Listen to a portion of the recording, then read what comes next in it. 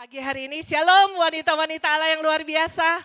Ya, pagi hari ini saya diberi mandat untuk membawakan tentang pemuridan dan komunitas. Saya bilang ini judulnya ada dua, tapi waktunya tetap separuh. Saya hanya diberi waktu 30 menit, itu udah jalan waktunya. Oke, kita masuk di dalam pemuridan dan komunitas. Pemuridan komunitas tidak terlepas dari pemuridan. Ya, yang namanya komunitas itu tidak terlepas dari pemuridan. Itu harus digarisbawahi. Kita akan sama-sama belajar supaya cepat. Kita akan sama-sama belajar dari Markus 3 ayat 31 sampai 35. Ya. Lalu datanglah ibu dan saudara-saudara Yesus, sementara mereka berdiri di luar, mereka menyuruh orang memanggil dia. Dianya huruf besar, berarti memanggil Yesus, ya. Kenapa? Karena saudara-saudara, karena Yesus dikerumuni oleh banyak orang, ya. Di sini ada orang banyak duduk mengelilingi Yesus. Mereka berkata kepada Yesus, "Lihat, ibu dan saudara-saudaramu ada di luar dan berusaha menemui engkau." Jawab Yesus kepada mereka, "Siapa ibuku dan siapa saudara-saudaraku?" Ia melihat kepada orang-orang yang duduk di sekelilingnya itu, dia melihat kepada orang-orang yang duduk di sekelilingnya itu. Boleh ibu-ibu melihat orang-orang yang duduk di sekeliling ibu-ibu, ya. Ya, dikatakan apa? Dan berkata, "Ini ibuku dan saudara-saudaraku. Barang siapa melakukan kehendak Allah, dialah saudaraku laki-laki, dialah saudaraku perempuan, dialah ibuku." Keren, ya. Ada beberapa orang dunia yang menafsirkan ayat ini, menafsirkan Markus 3 ini menjadi satu, Yesus tidak menghargai keluarga, tidak menghargai ibunya. Katanya dibiarkan ibunya berdiri di luar. Ya, tapi tidak anak-anak Tuhan. Anak-anak Tuhan akan diberi pengertian yang lebih dari Roh Kudus untuk mengerti arti perumpamaan dari Markus 3 ayat 31. Kita tahu Yesus, di mana Yesus berada, di situ ada banyak kerumunan. Betul, ya? Di mana Yesus pergi, orang berkerumun. Di mana Yesus pergi, orang berkumpul, ya. Waktu Yesus naik ke bukit juga duduk dan semua berkerumun. Disitulah Yesus mengajar. Jadi ternyata dari kehidupan Yesus yang kita baca di Alkitab, dimanapun Yesus berada, di sana ada komunitas.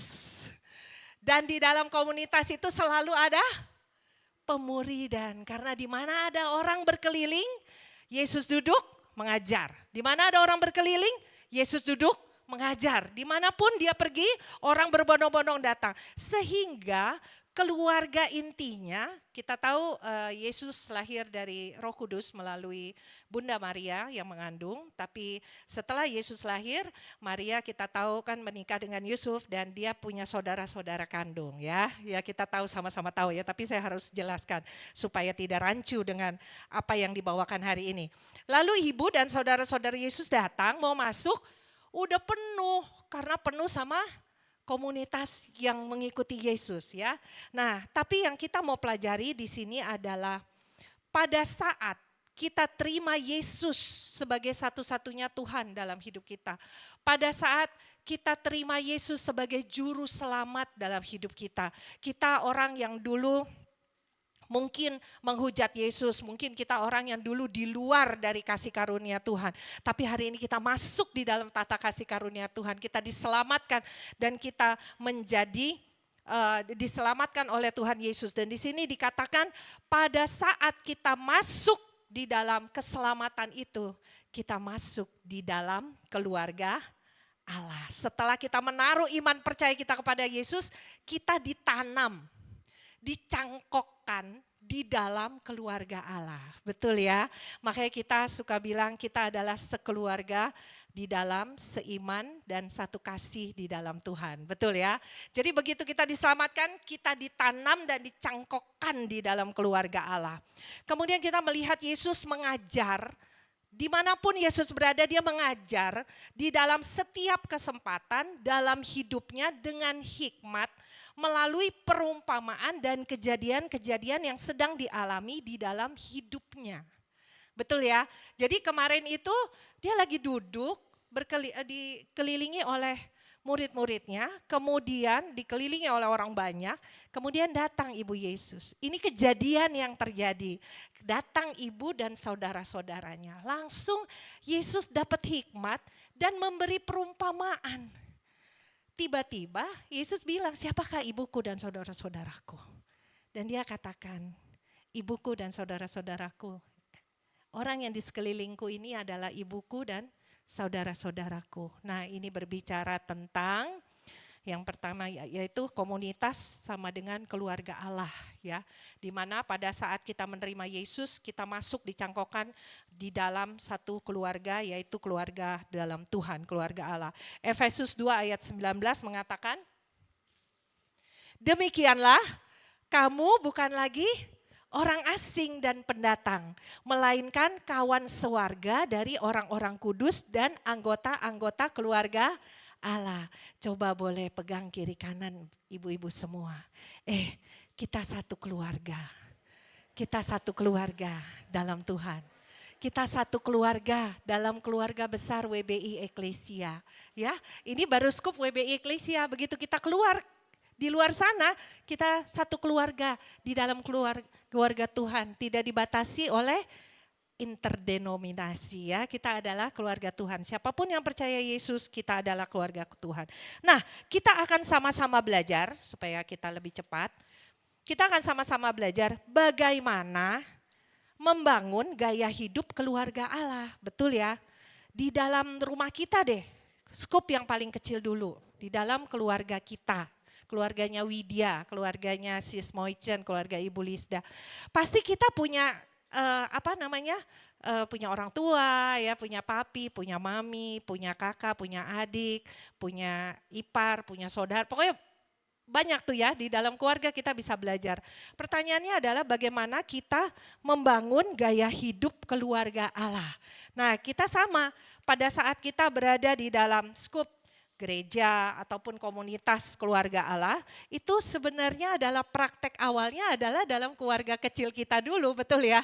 Apa yang kita alami, di dalam keluarga kita ada peraturan enggak ibu-ibu? Ada ya, habis makan piringnya ditaruh ke tempat piring, betul ya? Terus habis bangun tidur, tapi lagunya ku terus mandi. Ya, harusnya rapiin tempat tidur dulu, betul ya. Terus mandi, terus bersih-bersih, bantu mama. Setiap rumah pasti ada aturannya. Jam pulang rumah juga ada aturannya, betul ya. Ada yang anaknya dikasih peraturan paling lambat pulang jam 10. Lebih dari jam 10, 1 bulan tidak boleh keluar rumah gitu ya. Saya dulu begitu, kalau papi saya kalau izin nonton, nonton jam 7, selesai jam 10, oke. Enggak pulang jam 10, 1 bulan tidak boleh nonton gitu ya.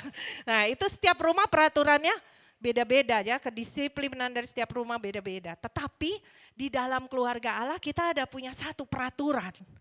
Peraturan kita semua tertulis di dalam Alkitab. Ya, nah kita akan sama-sama belajar bagaimana cara membangun hidup keluarga Allah. Yang pertama adalah, tadi kita udah sama-sama baca di awal ya, bagaimana Yesus memberi perumpamaan. Ya kan? Yang pertama yaitu mengikut Yesus. Yang pertama adalah syarat untuk kita masuk di dalam gaya hidup keluarga Allah yaitu kita harus mengikuti Yesus, betul ya. Kalau kita tidak mengikuti Yesus, menerima Yesus sebagai satu-satunya juru selamat dalam hidup kita, tidak ada yang lain, kita tidak mungkin masuk di dalam keluarga Allah, betul ya. Nah, satu-satunya cara adalah mengikut Yesus, di mana di ayat 33 dan 34 dikatakan ada banyak orang duduk mengelilingi dia. Berbicara tentang duduk mengelilingi dia, orang yang datang dengan kebutuhan, betul ya. Kalau nggak ada kebutuhan nggak datang, benar nggak ibu-ibu? Ada yang setuju, ada yang diam, benar nggak Bu? Kalau dalam pergumulan kita datang sama Tuhan, betul ya. Kalau pergumulannya lewat suka lupa datang sama Tuhan. Sama ya anak-anak gitu, kalau lagi butuh, dia cari papi maminya, betul ya? Butuh apa? butuh bantuan, butuh uang, butuh apalah semua. Dia datang ke mami papinya. Kalau lagi nggak butuh, boro-boro nanya aja enggak. Betul nggak ibu-ibu ya?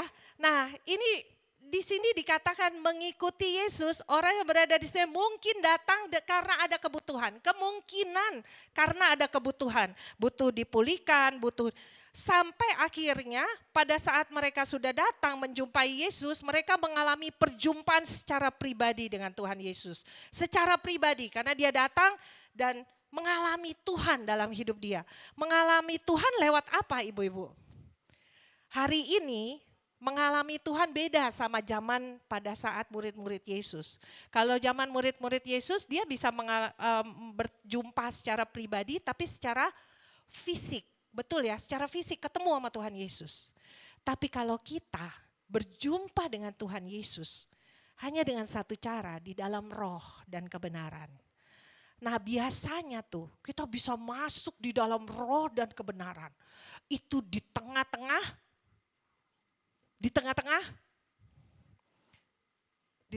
badai, di tengah-tengah kesulitan, baru tuh kita bisa sama Tuhan, betul ya. Kayaknya surga dekat gitu, ya kan. Tapi kalau kita lagi di zona nyaman, semua baik-baik saja, mau makan ada, mau pergi ada, mau jalan-jalan bisa, kadang kita lupa angin sepoi-sepoi itu bahaya untuk anak-anak Tuhan ya.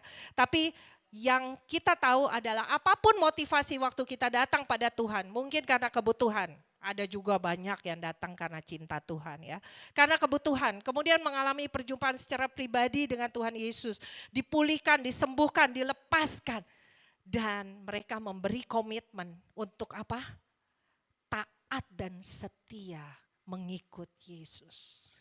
Kalau ibu-ibu sampai di level taat dan setia, ini adalah wanita-wanita Allah yang radikal sama Tuhan. Ini adalah wanita-wanita Allah yang akan dipakai menjadi prajurit Kristus di barisan depan, berperang di akhir zaman. Amin. Dan pastikan ibu-ibu di tempat ini bukan cuma betul. Betul, kalau nggak betul saya disuruh turun dari mimbar. Ya, taat dan setia ini sampai level di taat dan setia. Anda adalah lima gadis bijak yang akan masuk di dalam kerajaan Allah. Level di taat dan setia ini berbicara, taat dan setia berbicara walaupun kondisi tidak baik. Walaupun Tuhan izinkan badai, walaupun kesehatan saya diambil, walaupun yang tidak baik yang kita harus alami saat ini. Tapi kita sama-sama katakan, saya mau terus mengikuti Yesus. Walaupun orang tua saya tidak bertanggung jawab, walaupun orang tua saya tidak sempurna, walaupun kakak saya mungkin jahat terhadap saya, walaupun adik saya tidak mengakui saya, walaupun mertua saya cerewet, tapi saya mau tetap mengikuti Yesus. Ini berbicara level sampai ke taat dan setia. Mengikuti Yesus, bersahabat dengan keputusan Tuhan. Seperti tertulis di Matius 16 ayat 24, di sana dikatakan, Yesus mengatakan gini, lalu Yesus berkata kepada murid-muridnya, setiap orang yang mau mengikut aku, ia harus menyangkal dirinya, memikul salibnya dan mengikut aku.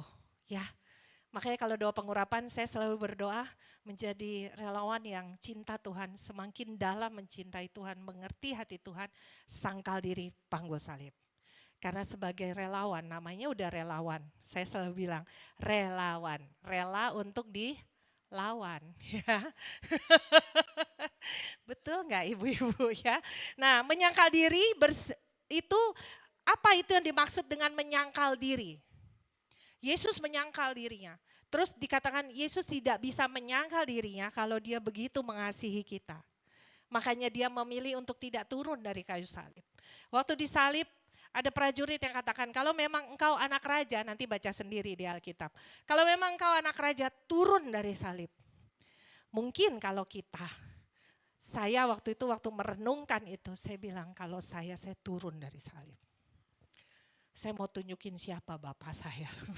Gitu ya, itu 2000 tahun yang lalu, sekarang udah enggak. Udah berserah saya. Ya. Nah tapi Tuhan Yesus memilih untuk tetap disalib karena dia tidak bisa menyangkal dia begitu mengasihi ibu-ibu dan saya. Dia tetap memilih mati, dia menyangkal dirinya kalau dia punya Bapa yang luar biasa. Dia menyangkal dirinya dan dia mati di kayu salib. Untuk supaya ibu dan saya mengalami keselamatan. Memikul salib berbicara bersedia menderita demi kesukaan hati Bapa.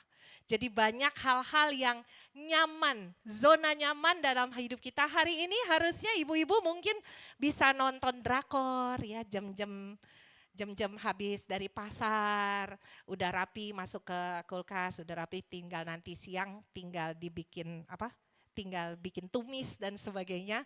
Ini jamnya nonton drakor, tapi ibu-ibu memilih datang ke WBI untuk beribadah bersama, itu bagian dari memikul salib. Zona nyaman kita serahkan untuk kesukaan hati Tuhan. Nah, kita berbicara tentang menyangkal diri dan memikul salib, itu berbicara kita bersahabat dengan keputusan Tuhan.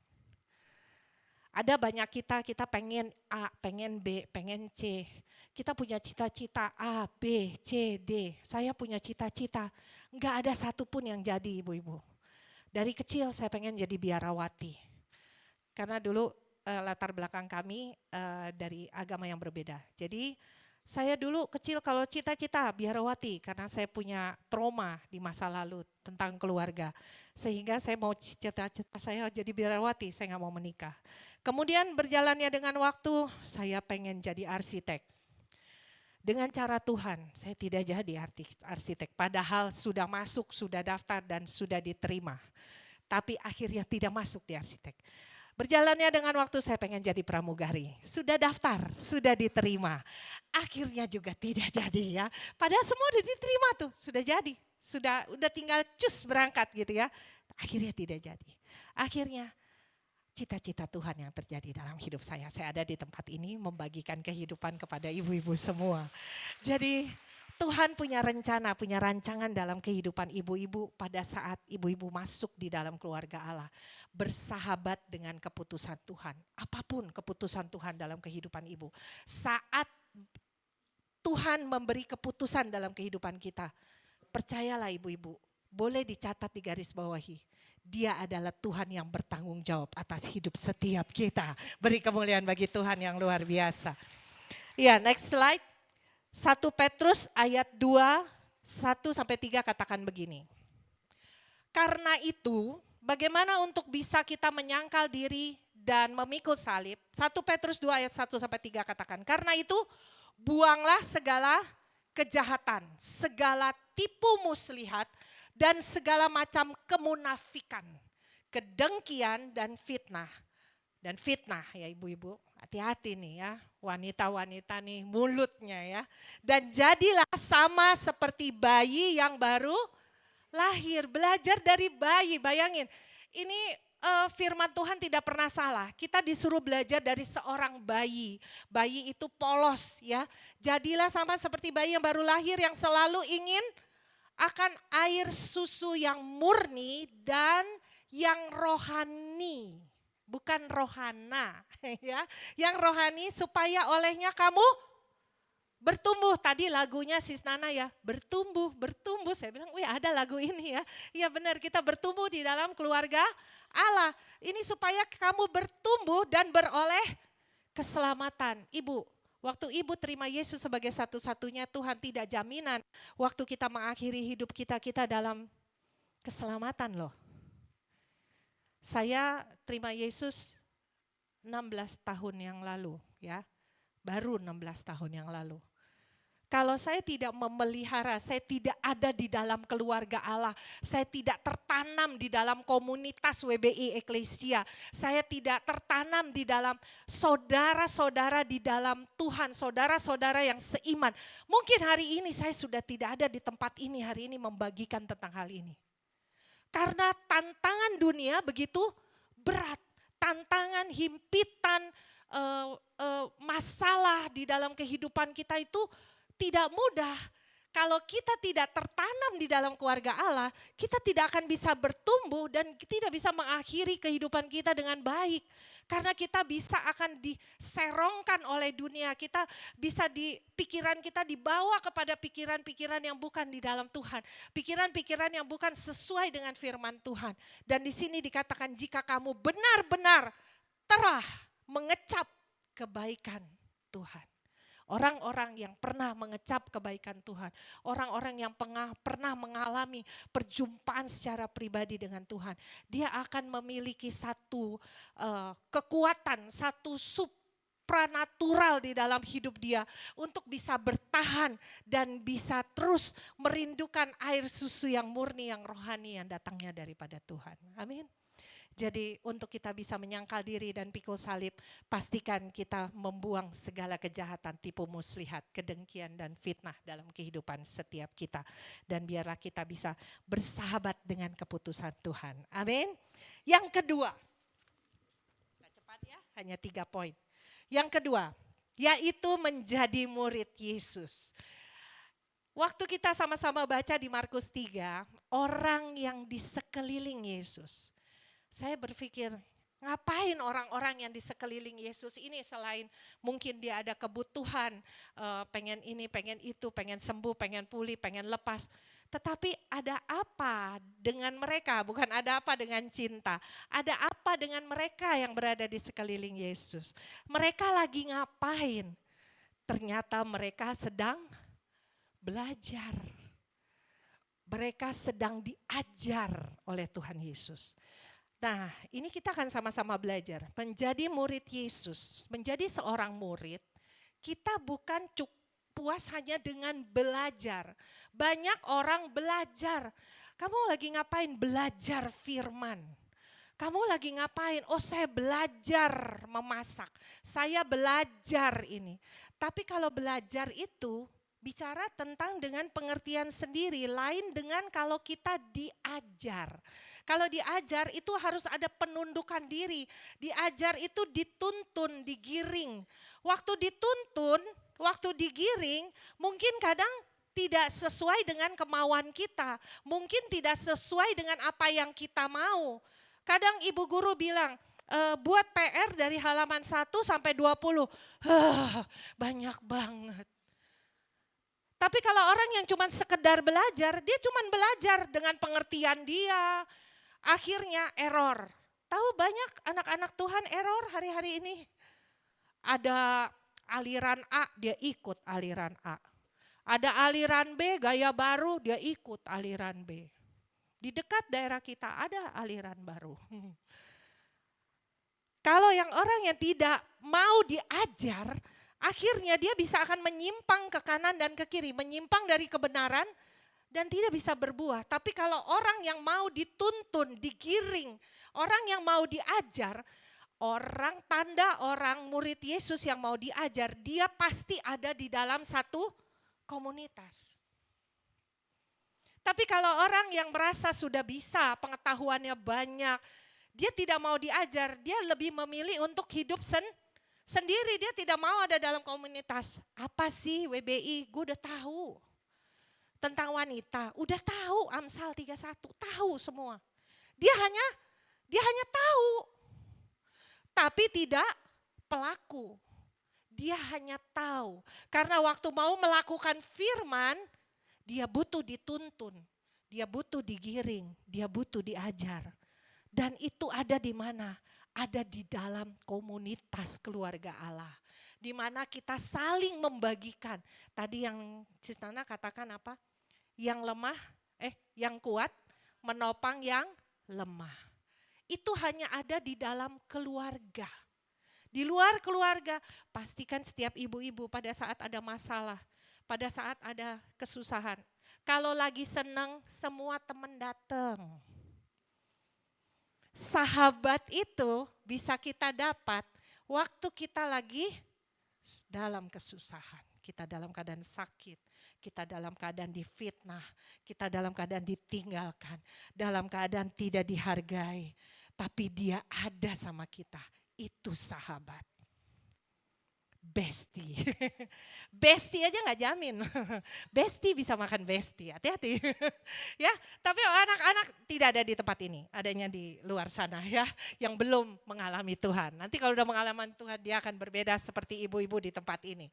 Ya, menjadi murid Yesus dituntun, digiring, diajar. Dia bisa menjadi berakar, bertumbuh, dan berbuah bagi Kristus. Bicara berakar, tidak mungkin bisa berakar kalau tidak mengalami proses. Orang yang berakar berarti dia adalah orang yang mau berproses. Kita diberi free will, kita diberi kebebasan oleh Tuhan untuk memilih apakah kita mau berproses atau kita lari dari proses. Banyak orang, banyak anak-anak Tuhan lari dari proses karena tidak enak. Sulit sangkal diri panggul salib. Tapi kalau orang yang masuk di dalam proses, dia akan mengalami satu kuasa Tuhan yang luar biasa. Yang membuat dia bertumbuh.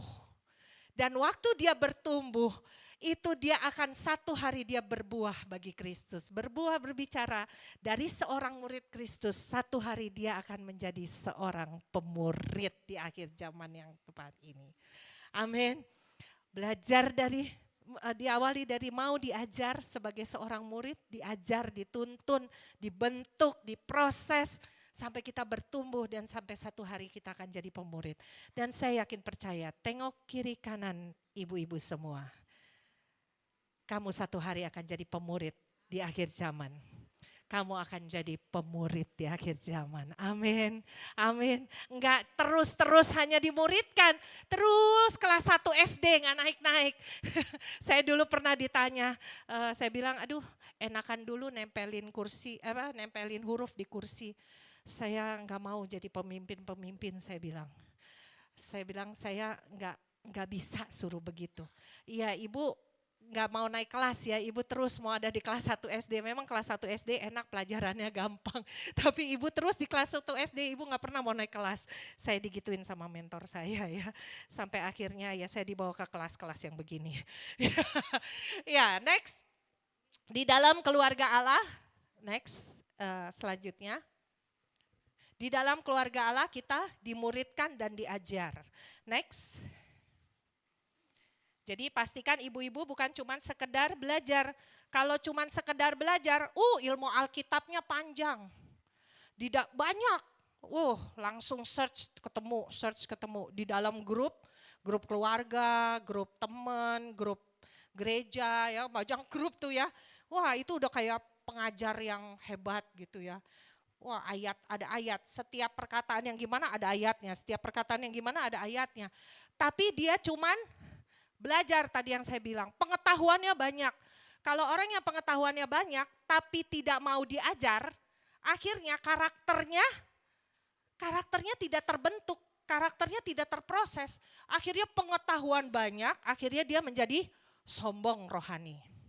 Dia merasa dia paling benar, dia paling tahu. Semua orang salah, dia yang paling benar ya. Tapi tidak ada di tempat ini. Itu adanya di luar. Nah kita akan sama-sama di Yesaya 50 ayat 4 katakan begini.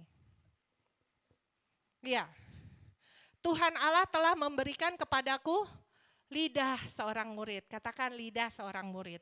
Supaya dengan perkataan aku dapat memberi semangat baru, bukan mematahkan semangat kepada orang yang letih lesu. Setiap pagi ia mempertajam pendengaranku untuk mendengar seperti seorang murid. Katakan. Seorang murid yang mau diajar, dia akan memiliki lidah seorang murid dan memiliki pendengaran seorang murid. Waktu dia mau diajar. Seorang murid yang mau diajar, dia punya roh anak yang baik. Betul ya? Ada roh anak yang baik. Kita mungkin di dalam keluarga kita, di dalam keluarga Allah, di dalam keluarga kita. Mungkin papi kita mungkin bisa salah, mami kita tidak sempurna. Tapi kalau kita punya roh anak yang baik, kita tidak akan keluar dari tudung mereka.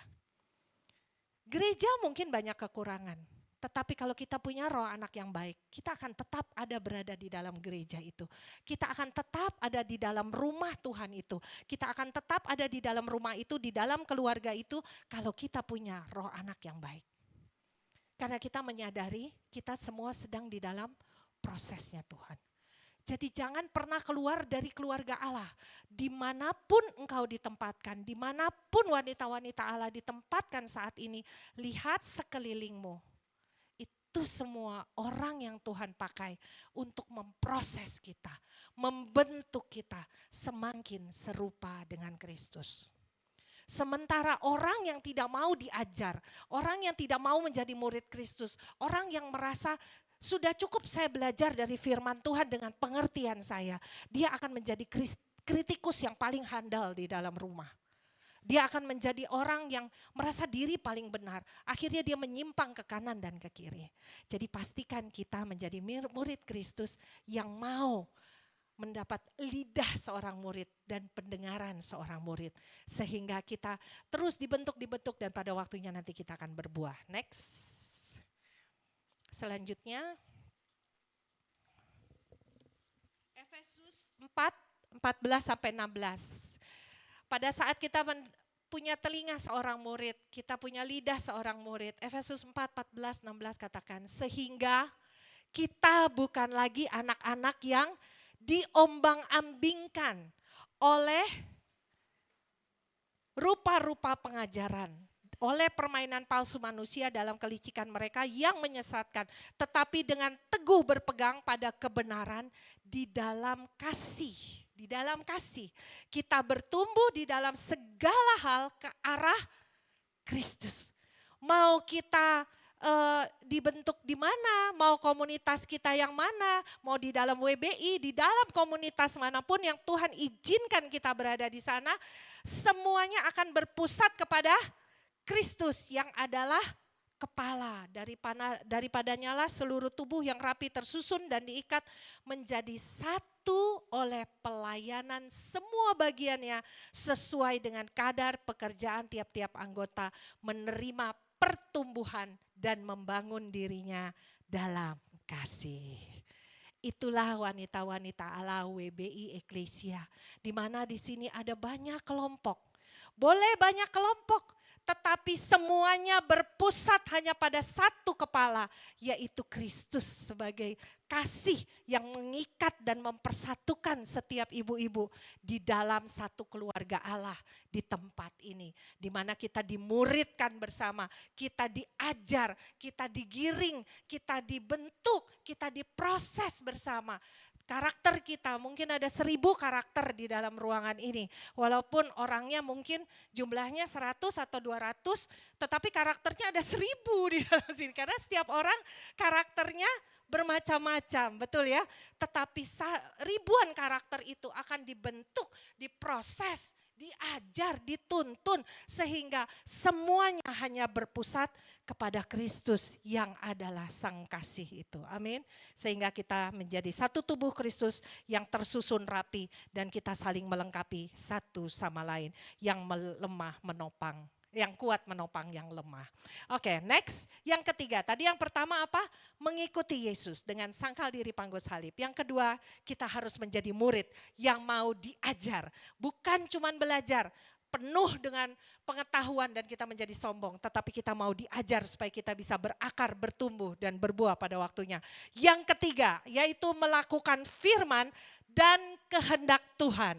Di Markus 3:35 katakan, barang siapa melakukan kehendak Allah, dialah saudaraku laki-laki, dialah saudaraku perempuan, dialah ibuku. Saya waktu pertama kali mengalami pemulihan di gereja di mana Tuhan tempatkan, yaitu di gereja Eklesia ini, saya itu mengalami satu perjumpaan dengan Tuhan itu di mana saya bisa memanggil Tuhan Yesus itu sebagai Bapa. Disitulah saya merasa saya diangkat menjadi anaknya, di mana saya tidak ada gambaran Bapa sebelumnya. Tapi pada saat saya mengalami pemulihan, saya mengalami satu gambaran Bapa yang begitu mengasihi saya, dan saya mengatakan saat saya punya Yesus cukup buat saya. Saya diterima di dalam keluarga Allah, yaitu pada saat saya mengalami perjumpaan secara pribadi. Nah, yang ini kita melakukan firman, yaitu melakukan kehendak Allah. Dialah saudaraku. Jadi siapa yang melakukan kehendak Allah dan Lukas 8 ayat 21 katakan, tetapi ia menjawab mereka, ibuku dan saudara-saudaraku ialah mereka yang mendengarkan firman Allah dan melakukannya. Sekali lagi, bukan cuma mendengar, tetapi melakukan. Roh penurut, tapi daging lemah. Sekali lagi, panggul salib, sangkal diri. Jangan puas hanya mengikuti Yesus, tetapi mau dimuridkan, mau diajar. Bukan cuma belajar, sekali lagi. Mau diajar, mau dibentuk, mau diproses menjadi pelaku firman. Dan melakukan kehendak Tuhan dalam keluarga Allah. Kita bisa kuat untuk bisa mempraktekkan firman pada saat kita ada dalam komunitas yang benar, yaitu komunitas keluarga Allah. Kenapa? Ada yang mengingatkan ibu-ibu, betul ya? Kalau kita nggak datang WBI, kemarin COVID, ya lama, enak, online aja. Nah, untuk datang ke gereja itu butuh satu kekuatan, butuh satu komitmen. Saya ingat tuh dulu untuk ibadah lagi ke gereja, saya gini, dari ranjang tuh bangun, saya bilang, bangun masuk kamar mandi. Jadi saya memerintahkan diri saya sendiri untuk bangun, masuk kamar mandi, berangkat ke gereja. Dan itu saya transfer ke Pak Santo, suami saya, bangun, mandi, kita pergi ke gereja. Saya keluar ke kamar anak kami, bangun, mandi, pergi ke gereja. Jadi kita harus memaksakan diri kita, mengalahkan daging kita untuk kita melangkah masuk terus ada di dalam keluarga Allah. Karena daging ini bawaannya enak, yang enak tuh enak gitu ya. Gak mau yang ribet. Ngapain sih ribet-ribet datang ke gereja gitu ya. Ngapain sih ribet-ribet masuk dalam komunitas, ribet tahu. Udah bikin grupnya banyak isinya. Ntar yang satu ngomong gini, yang satu betul ya ibu-ibu ya. Tapi biar kepaksakan diri kita untuk masuk di dalam keluarga Allah, karena disitulah kita diproses. Makanya dibilang jangan puas hanya mengikuti Yesus, tapi mau dimuridkan menjadi pelaku, melakukan kehendak Tuhan. Selanjutnya Matius, nah apa sih kehendak Tuhan dalam hidup setiap anak-anak Tuhan? Ini adalah hal yang terpenting. Kenapa saya bilang penting?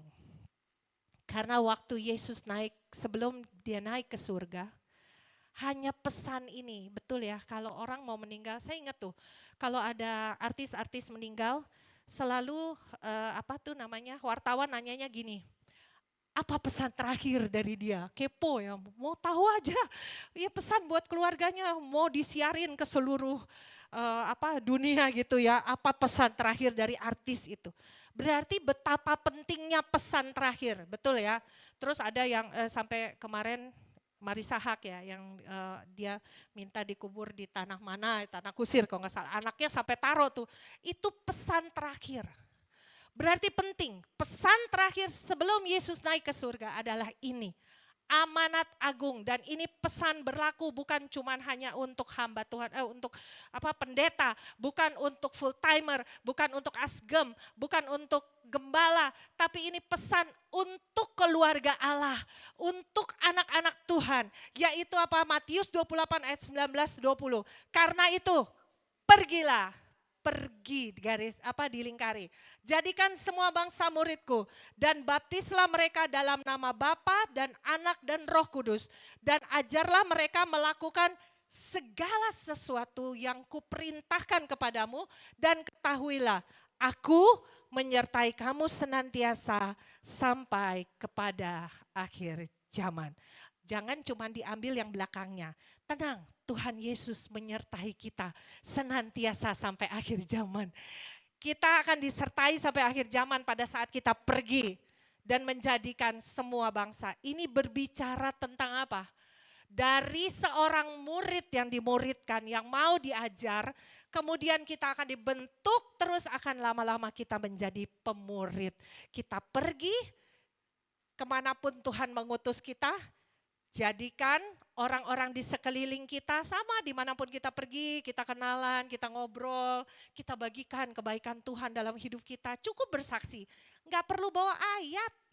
Nah, kalau orang yang nggak mau diajar, banyak kan ngomonginnya ayat, ayat, ayat sampai keluarganya mau muntah dengar ayat. Tapi nggak ada kesaksiannya. Hidupnya tuh nggak ada kesaksiannya. Tapi waktu kita pergi menyaksikan dalam kelemahan kita, Tuhan berkuasa penuh atas hidup kita dan Tuhan mengubahkan kita. Itulah yang membuat mereka berbondong-bondong untuk dibaptis. Kemudian dia menjadi murid, orang yang kita menangkan, terus dia menjadi murid, dimuridkan lagi, ajarlah mereka yang gue perintahkan kepadamu. Kemudian murid yang kita menangkan ini dia akan pergi lagi, betul ya, menangkan lagi, kemudian dia muridkan lagi. Yang terjadi adalah menangkan, ini akan menjadi moto pemuridan komunitas, yaitu next slide, menangkan, muridkan, utus. Itu berasal dari Matius 28 ayat 19-20. Ini bukan Widya 1 ayat 1, tapi ini adalah amanat agung.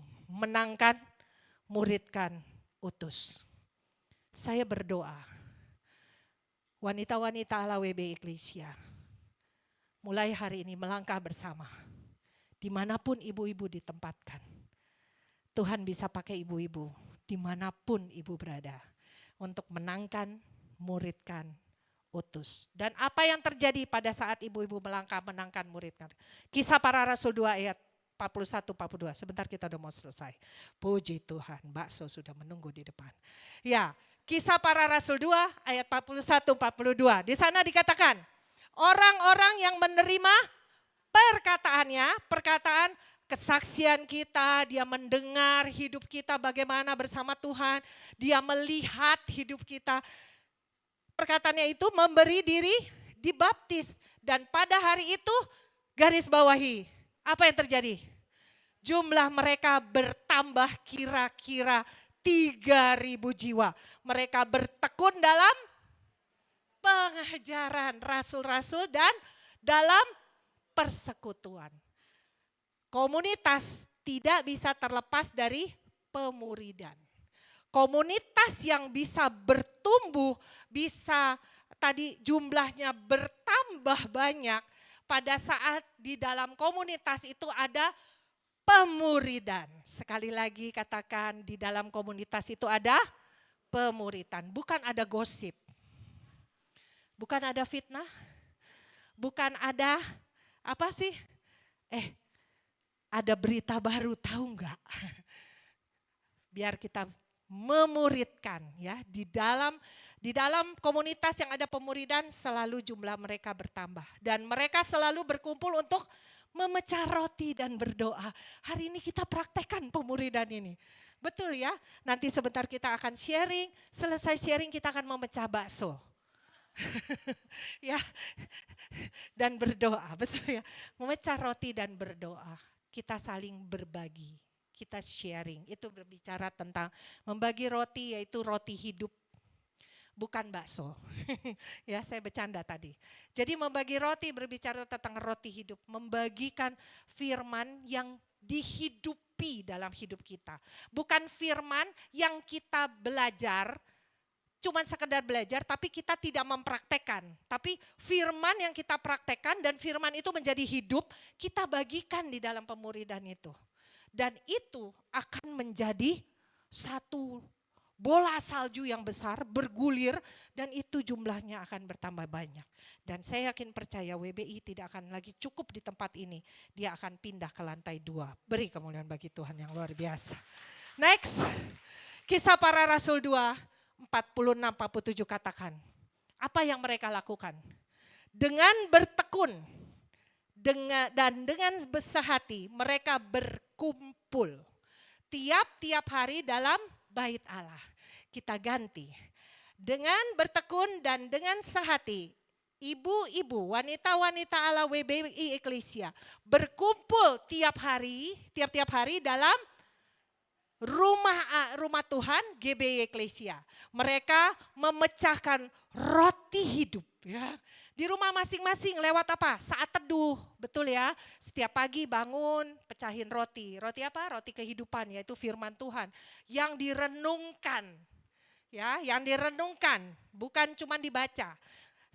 Secara bergilir dan makan bersama-sama dengan gembira dan dengan tulus hati sambil memuji Allah. Dan mereka disukai semua orang. Dan tiap-tiap hari Tuhan, apa yang terjadi?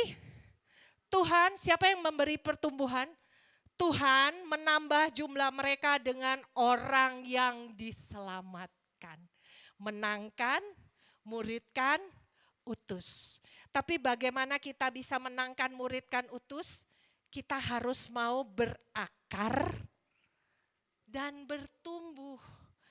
Terus kita berbuah dengan cara menangkan, muridkan, utus. Jelas, semoga dengan waktu yang singkat ini, ibu-ibu bisa menangkap apa arti komunitas dan pemuridan. Komunitas tidak bisa terlepas dari pemuridan. Komunitas tanpa pemuridan adalah komunitas gosip. Tapi komunitas di dalamnya ada pemuridan. Ada kisah hidup nyata di mana firman itu hidup dalam hidup ibu-ibu.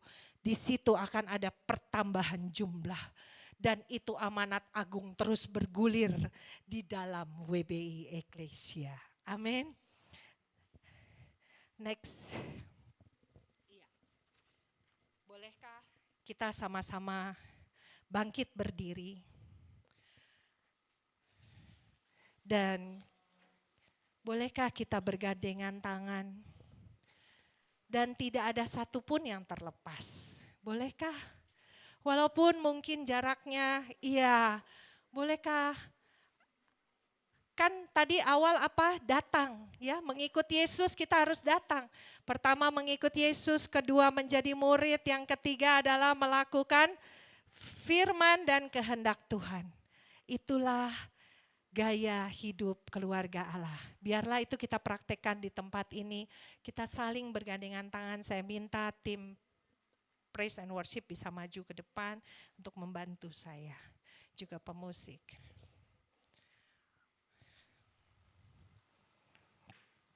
Terima kasih Tuhan, terima kasih Bapak. Bapak, hamba-Mu sudah selesai.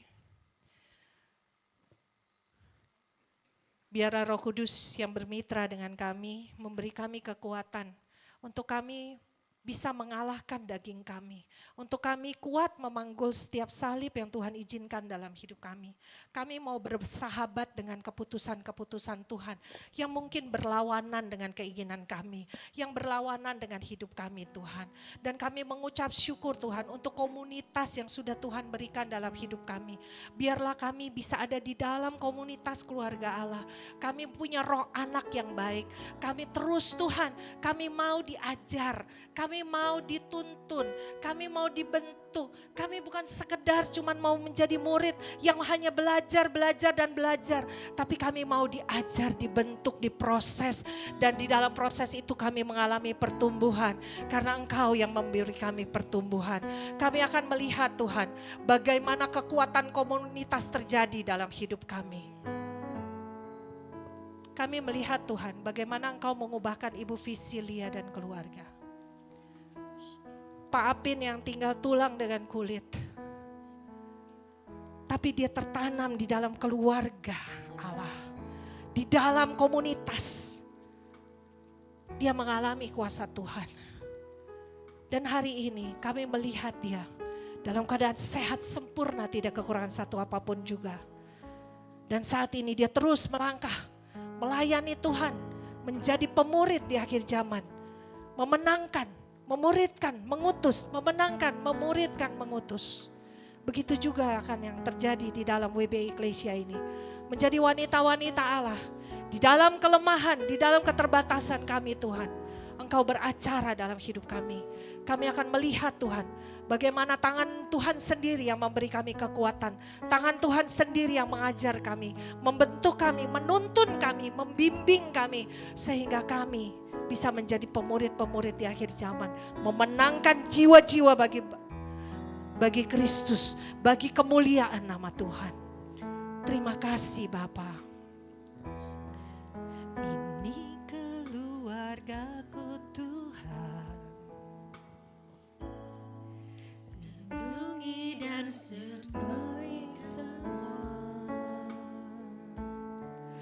Jagaiku dan seisi rumahku sampai akhir hidupku Tuhan. Sampai akhir hidupku Tuhan. Yes Jesus. Ku mau setia melayanimu. Ku bahagia jadi keluarga Allah. Ini keluargaku Tuhan. Semua ibu-ibu yang saling bergandengan tangan katakan, ini keluargaku Tuhan. Katakan, kamu keluargaku. Ibu adalah keluargaku. Yes. Jagaiku dan seisi rumahku sampai akhir hidupku Tuhan. Sampai akhir hidupku Tuhan, ku mau setia melayanimu.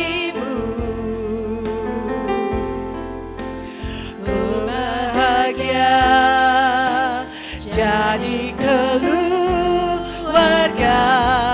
Allah. Ini keluargaku Tuhan. Ini keluargaku Tuhan. Yes. Berkati dan lindungi semua. Jagaiku dan seisi rumahku sampai akhir hidupku Tuhan. Sampai akhir hidupku Tuhan, ku mau setia melayanimu. Ku bahagia jadi keluarga Allah. Kami bahagia menjadi keluarga Allah di dalam satu kasih, di dalam satu tujuan, satu pikir. Ibu-ibu, wanita-wanita Allah di tempat ini, biarlah kita mengikat janji kita di hadapan Tuhan. Iya Tuhan, kami mau Tuhan, kami mau Engkau pakai menjadi wanita-wanita Allah yang tertanam di dalam komunitas. Kami mau dimuridkan, kami mau diajar, dibentuk, diproses bersama Tuhan. Dan satu hari nanti Tuhan, kami akan menjadi pemurid-pemurid, memenangkan, memuridkan dan mengutus sehingga amanat agung itu digenapi di tengah-tengah WB Eklesia. Kami yang melihat wanita-wanita Allah dipakai Tuhan dengan luar biasa, dengan kuasa Tuhan yang melimpah-limpah. Terima kasih Bapak untuk keluarga Allah yang Kau sediakan bagi kami. Di dalam nama Yesus Tuhan, kami sudah berdoa dan mengucap syukur. Haleluya. Amin. Ya, terima kasih Tuhan memberkati. Silakan ibu-ibu duduk kembali. Sebentar ada bahan diskusi dan bahan diskusi akan ditayangkan sebentar. Ya, bahan diskusi yang pertama, apa kendala Anda dalam berkomunitas? Nanti bisa didiskusikan. Yang kedua, apa pengalaman yang berharga yang pernah Anda alami saat berkomunitas? Yang ketiga, apa pengalaman Anda saat menjadi murid atau pemurid dalam komunitas Anda? Ya, selamat berdiskusi dan Tuhan Yesus memberkati. Shalom.